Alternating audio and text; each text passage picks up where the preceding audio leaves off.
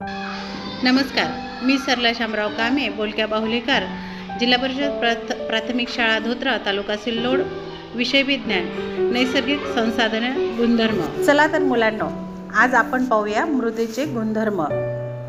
रंग हा मृदेचा एक महत्त्वाचा गुणधर्म आहे।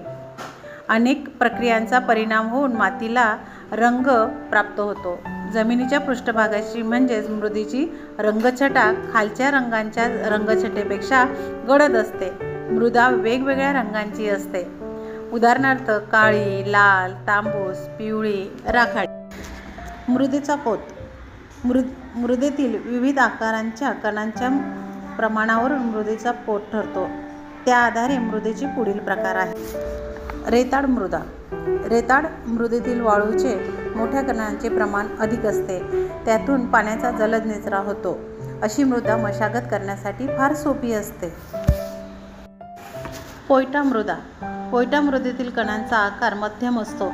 पोयटा मृदायुक्त जमीन रेताड जमिनीप्रमाणे मशागत करण्यासाठी सोप्या नसतात, परंतु चिकण मातीच्या जमिनीप्रमाणे मशागत करण्यासाठी जडही नसतात। चिकण मृदा। या मृदेमध्ये मातीच्या सूक्ष्म कणांचे प्रमाण सर्वाधिक असते। चिकण मातीच्या कणांचा स्पर्श केला तर ते गुळगुळीत लागतात।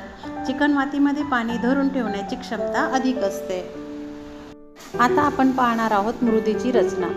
मृदेतील कणांच्या रचनेनुसार स्तरीय, कणस्वरूप, स्तंभाकार व ठोकळ्याच्या स्वरूपात मृदेची रचना आढळून येते। मृदेचे उपयोग: वनस्पती संवर्धन, वनस्पतीची वाढ करणे, जलसंधारण, मृदा पाणी धरून ठेवते। आकारता, मृदेला हवा तसा आकार देता येतो।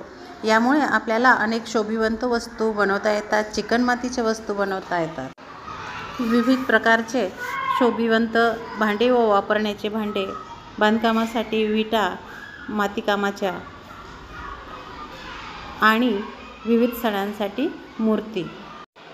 अशा प्रकारे आज आपण मृदेविषयी माहिती मिळवली। धन्यवाद।